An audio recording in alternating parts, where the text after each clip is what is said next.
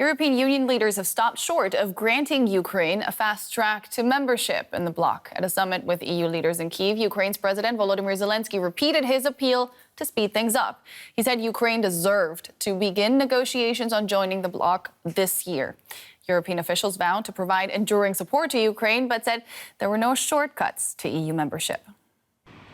This history-making summit offered up a flurry of announcements amidst the wintry conditions in Kyiv.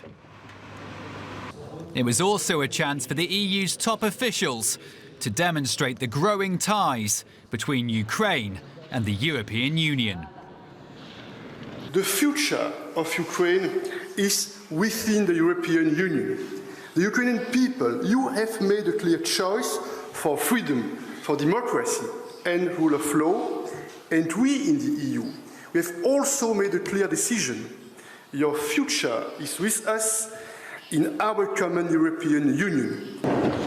But in spite of Volodymyr Zelensky's attempts at these talks to build a faster path into the EU, that future still looks some way off, despite all the smiles and positive rhetoric around the table. There are no rigid timelines, but there are goals that you have to reach.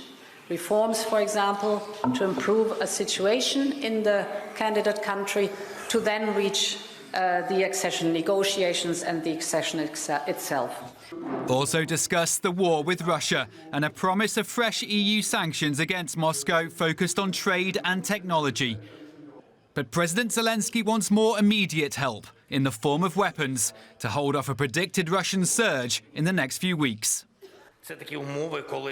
These are conditions where the more long-range weapons we have, the better equipped our artillery is. The sooner modern Western tanks will start operating on the battlefield in Ukraine, the stronger our air defense will be, the sooner Russia's aggression will end. And protection of European security and freedom will have more guarantees.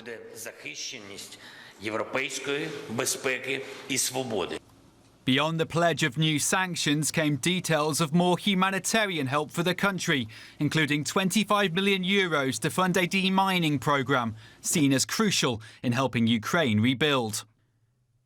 And in Kyiv, more practical aid for residents, millions of energy-efficient LED light bulbs to help people reduce their own consumption and take the pressure off Ukraine's crippled power grid. So the EU is to impose the 10th round of sanctions on Russia. And for more on that, I'm joined by Anna Bradshaw. She's an expert on international economic sanctions with the Royal United Services Institute in London. Welcome to DW. So the initial purpose of the EU sanctions was to cripple the Russian economy so the Kremlin wouldn't be able to afford the war. Why didn't these sanctions have the desired impact? Sanctions are, by definition, a political tool, but also an imperfect tool. It is very difficult to calibrate sanctions in a way that gives them a measurable impact. What we have seen developing over the last 10 years is a real focus on so-called smart sanctions, and the last year has seen an unprecedented development in the types of smart sanctions that are relied on. And we will see more developments for sure in the future, but in terms of measuring the impact, it's very difficult indeed. And of course, there are many reasons for this, but principally three. The first reason is sanctions have to be aligned.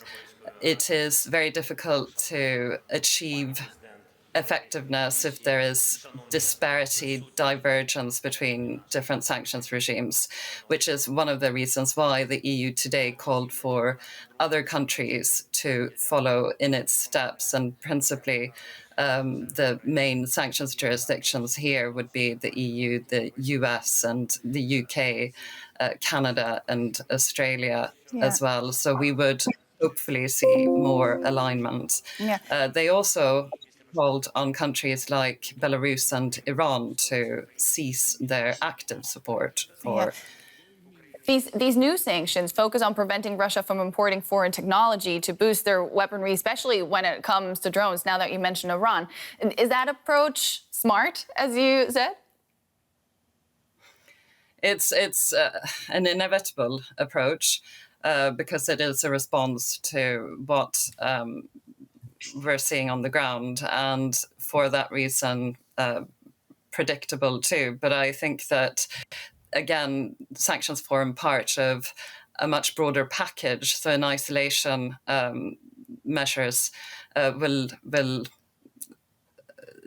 look in a certain way, but it is the impact as a whole that needs to be considered as well. It's incredibly difficult, of course, to make sure not just that the sanctions are smart in the sense of targeting the right types of exports and imports, but also that they're complied with in practice. And that is a real challenge because, of course, sanctions have to be enforced and they have to be properly understood on the ground so that the businesses and the services industries understand what it is that they need to do in order to comply.